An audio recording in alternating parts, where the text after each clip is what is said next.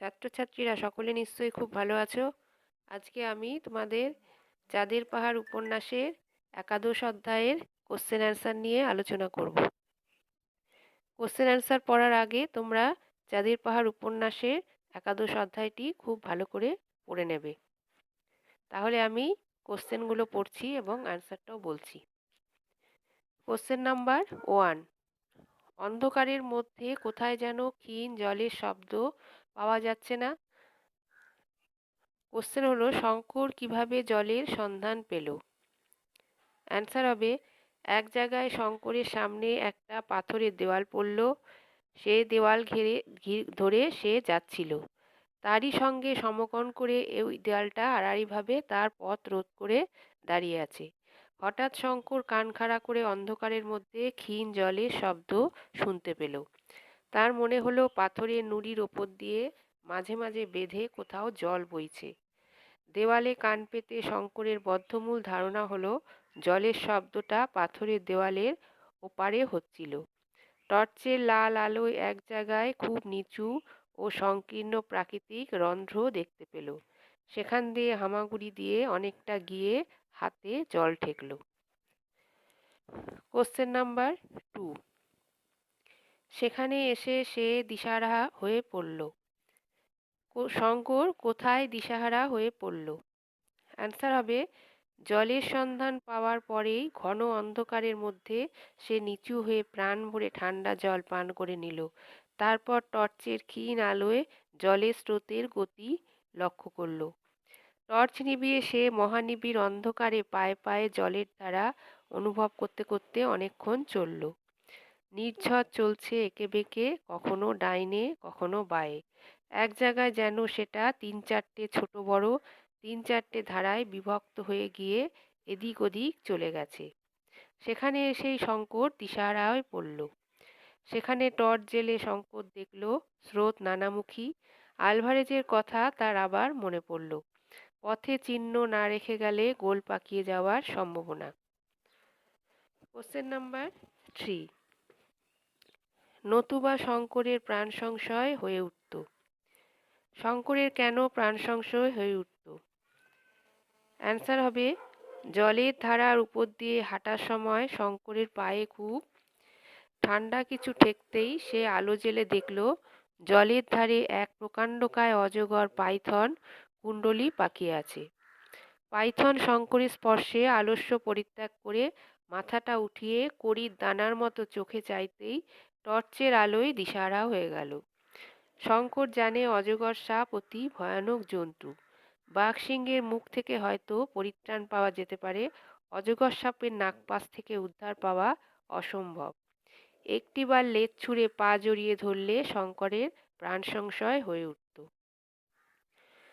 Question number 4, একটু পরেই দেখলে বহুদূরে যেন অন্ধকারে ফ্রেমে আঁটা কয়েকটি নক্ষত্র জ্বলছে। শঙ্কর কখন কিভাবে নক্ষত্র দেখতে পেল? অ্যান্সার হবে, নির্ঝরের দুটো তিনটে স্রোত শাখা পরীক্ষা করে দেখার পরে শঙ্কর তার কৃত চিহ্নের সাহায্যে পুনরায় সংযোগস্থলে ফিরে এলো।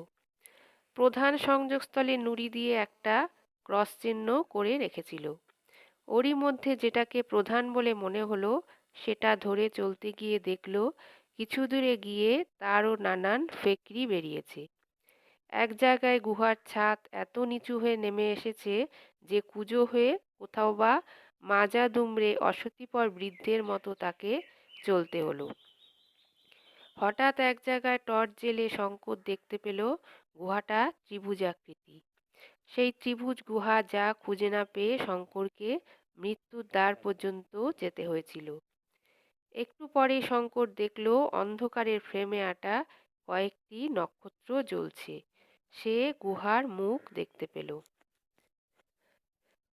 কোশ্চেন নাম্বার 5, প্রাণ ভরে সে ভগবানকে ধন্যবাদ দিলে এ অপ্রত্যাশিত মুক্তির জন্য। কখন শঙ্করের মুক্তি হলো? অ্যান্সার হবে, শঙ্কর যখন গুহার মুখ খুঁজে পেল এবং জনহীন শব্দহীন অন্ধকার গুহা থেকে শঙ্কর যখন বাইরে এসে দাঁড়ালো তখন রাত 3টে। মাথার উপরে সে নক্ষত্র ভরা আকাশ দেখল। সেই মহা অন্ধকার থেকে বার হয়ে এসে রাত্রের নক্ষত্রলোকিত স্বচ্ছ অন্ধকার শঙ্করের কাছে দীপালোক খচিত নগরপথের মতো মনে হলো। প্রাণ ভরে সে তখন ভগবানকে ধন্যবাদ দিল এই অপ্রত্যাশিত মুক্তির জন্য। কোশ্চেন নাম্বার 6, ম্যাপে এর নাম দিয়েছে তৃষ্ণার দেশ। তৃষ্ণার দেশ কোন অঞ্চলের নাম দেয়া হয়েছে? অ্যান্সার হবে জামবেসি নদীর তীর পর্যন্ত ৩০০ মাইলের খানিকটা পড়েছে বিখ্যাত কালাহারি মরুভূমির মধ্যে, প্রায় ১৭৫ মাইল। অতি ভীষণ জনমানবহীন, জলহীন, পথহীন মরুভূমি। এই পথ মাঝামাঝি পার হতে যাওয়া মানেই মৃত্যু। এই কালাহারি মরুভূমিকে তৃষ্ণার দেশ নাম দেওয়া হয়েছে। কোশ্চেন নাম্বার 7, কিন্তু সাহস ও নির্ভীকতা এক জিনিস, জ্ঞান ও অভিজ্ঞতা সম্পূর্ণ অন্য জিনিস। কার সাহস ও নির্ভীকতা এবং কার জ্ঞান ও অভিজ্ঞতার কথা বলা হয়েছে? কেন বলা হয়েছে? শঙ্করের সাহস ও নির্ভীকতা, আলভারেজের জ্ঞান ও অভিজ্ঞতার কথা বলা হয়েছে।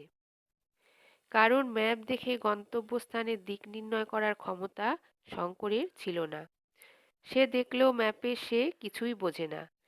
মিলিটারি ম্যাপগুলোতে দুটো মরুমধ্যস্থ কূপের অবস্থান স্থানের ল্যাটিচিউড, লঙ্গিচিউড দেওয়া আছে।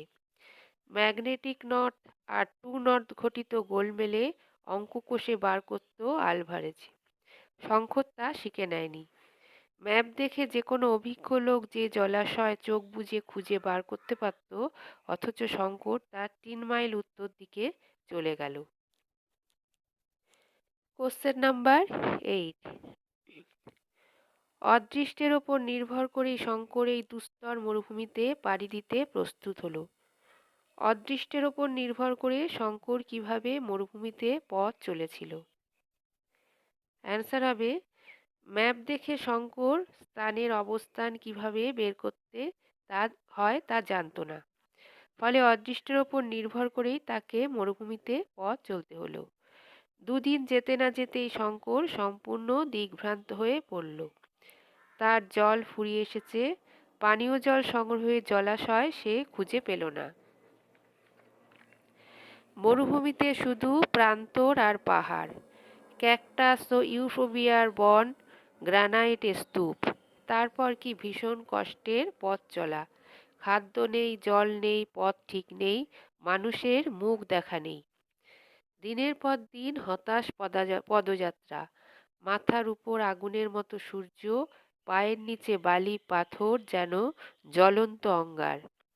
মরুভূমির গিরগিটি একঘেয়ে সুরে ডাকছে, ঝিঝি ডাকছে। সন্ধ্যায় রাত্রিতে খাদ্য দু একটা পাখি, কখনো মরুভূমির শকুনি। বিষাক্ত পাহাড়ি কাঁকড়া বিছেও খাদ্য হিসেবে অমিল। ২ দিন ঘোর তৃষ্ণায় কষ্ট পাওয়ার পরে পাহাড়ের ফাটলে একটা জলাশয় পাওয়া গেল। জলে পোকা ভাসছে। সেই জলই শঙ্কর আকণ্ঠ পান করল। মাস গেল কি সপ্তাহ কি বছর, তার হিসেব নেই। শঙ্কর শুকিয়ে রোগা হয়ে গেছে। কোথায় চলেছে সে জানে না। সে জানে তাকে সামনের দিকে যেতে হবে, সামনের দিকে ভারতবর্ষ, বাংলাদেশ। কোশ্চেন নাম্বার 9, দূর থেকে তার চেহারা দেখে শঙ্কর ভয়ে শিউরে উঠল। কার কেমন চেহারা দেখে শঙ্কর ভয়ে শিউরে উঠল? অ্যান্সার হবে মরুভূমির উপর দিয়ে শঙ্কর যখন ভীষণ কষ্টের পথ চলছিল, সে জানত তাকে শুধু সামনের দিকে যেতে হবে।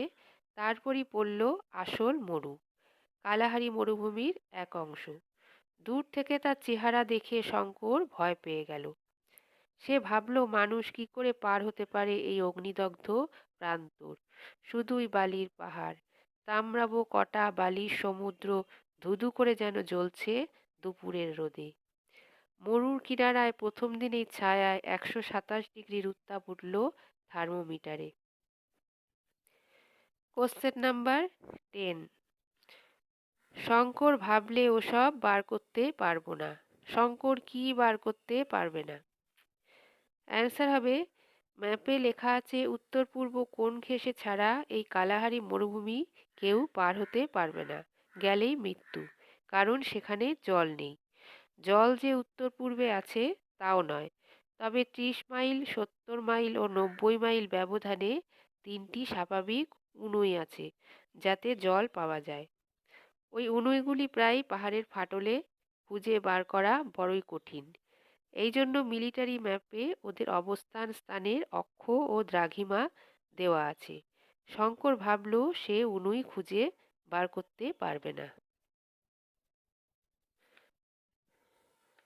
কোশ্চেন নাম্বার খ, শঙ্কর কেন সেটি খুঁজে বার করতে পারবে না? অ্যান্সার হবে, ম্যাপে উনুইয়ের অবস্থান স্থানের অক্ষ দ্রাঘিমা দেওয়া আছে, সেক্সট্যান্ট আছে, নক্ষত্রের চার্ট আছে, কিন্তু তাদের ব্যবহার শঙ্কর জানে না। তাই শঙ্কর ভাবল সে উনুই খুঁজে বার করতে পারবে না। কোশ্চেন নাম্বার 11, সে এমন এক জায়গায় এসে পড়েছে যেখান থেকে ফেরবার উপায়ও নেই। শঙ্কর কোথায় এসে পড়েছে যেখান থেকে সে ফিরতে পারবে না?